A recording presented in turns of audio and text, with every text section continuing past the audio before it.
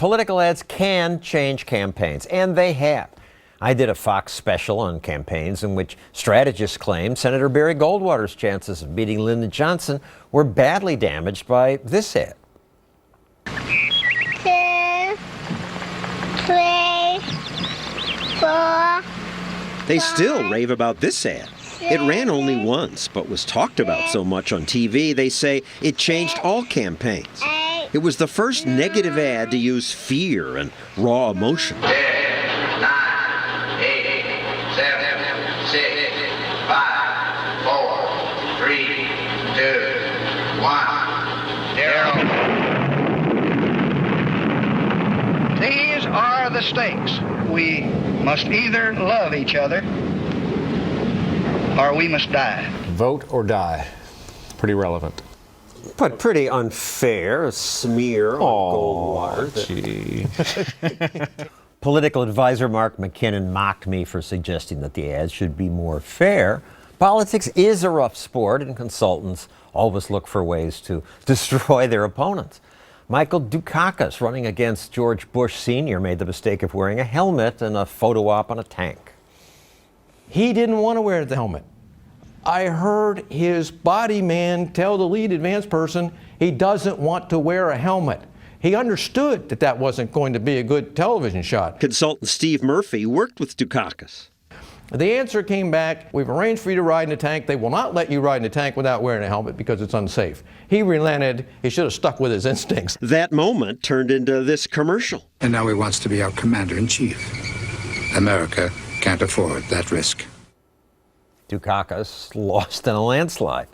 Lots of campaign strategy is carefully researched, tested with focus groups, but Bob Beckel said he's come up with some great lines, like this one for Walter Mondale, accidentally.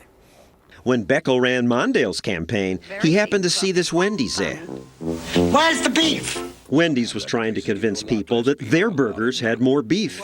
Some hamburger places give you a lot less beef on a lot of bun. Where's the beef? You were at home watching TV with your girlfriend and you saw this ad. Yeah, I saw the ad, and it was actually my girlfriend who said to me, you know, that reminds me of Gary Hart. What's he all about? And all of a sudden it clicked. So Mondale used it in a debate.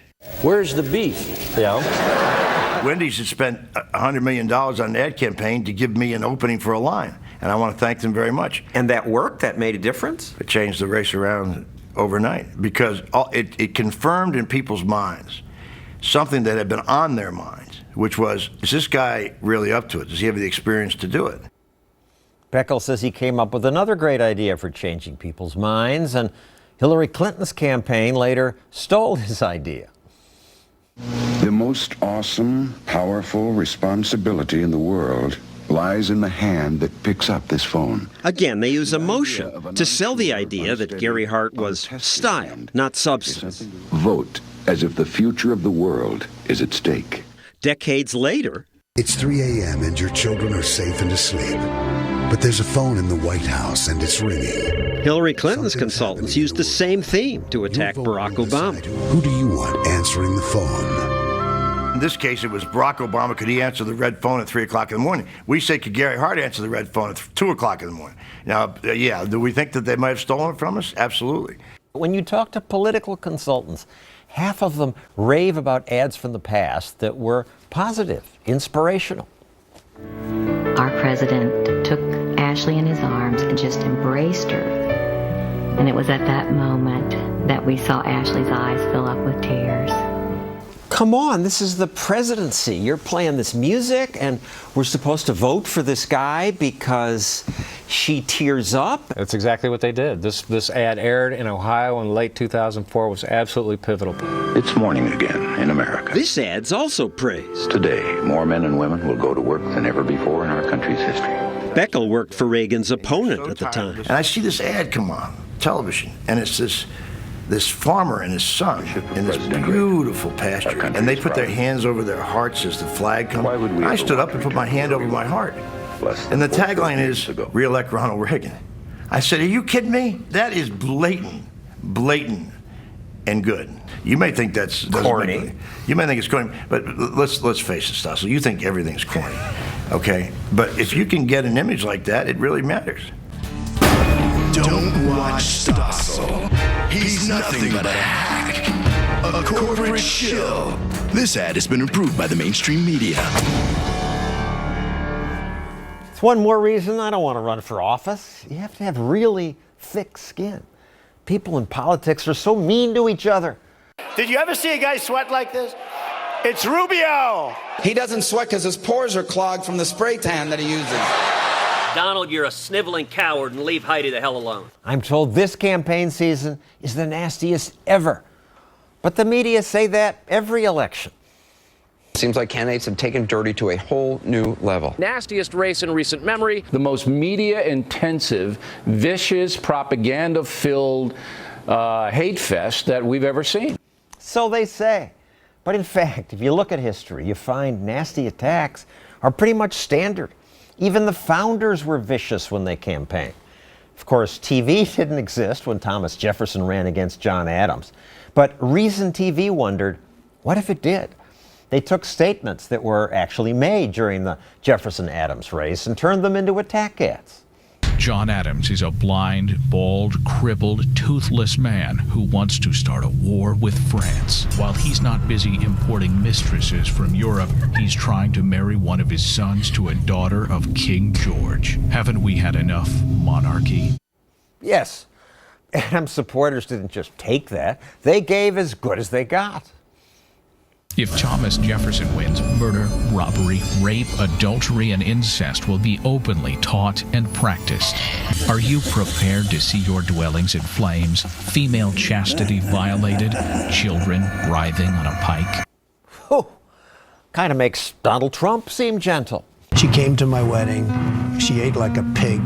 Does she have a fat ass? Absolutely. Okay, I won't call Trump gentle, but he's no worse than Andrew Jackson's supporters, who said, among other things, that John Quincy Adams was pimping out his maid to the Tsar of Russia.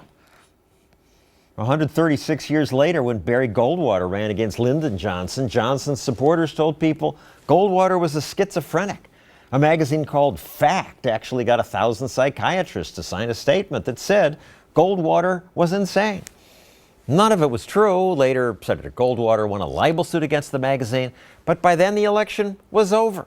The smear helped President Johnson win a big victory. Every election year, some candidates say, I'm tired of those ads that are filled with attacks and negative campaigning. I'm going to run a positive campaign. John Kasich said that this year. So did Bernie Sanders. I've known Hillary for 25 years. I'm not going to be waging personal attacks against her. But then, as he fell behind in the race for the nomination, and Hillary said that Sanders wasn't qualified to be president, Sanders started attacking her, saying she isn't qualified. I don't think that you are qualified if you get $15 million from Wall Street through your super PAC. I don't think you are qualified if you have voted for the disastrous war in Iraq. When candidates say they'll run a positive campaign, part of my brain says that would be nice. Maybe we'd learn more that way. But the research actually shows that's not true. It's especially not true for those feel-good ads.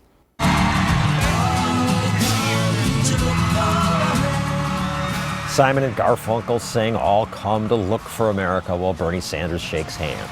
Warm and fuzzy. But what does that mean? Did they find America? The beauty of negative ads is that most present what they claim are facts. Even if the accusations are lies, those lies force the other side to reply with facts. So voters actually might learn something. Some of the attack ads are deceitful, but usually, eventually, the truth comes out. So 3 cheers for negative ads. Good comes out of the bad. The ads may be disgusting, but the truth often is.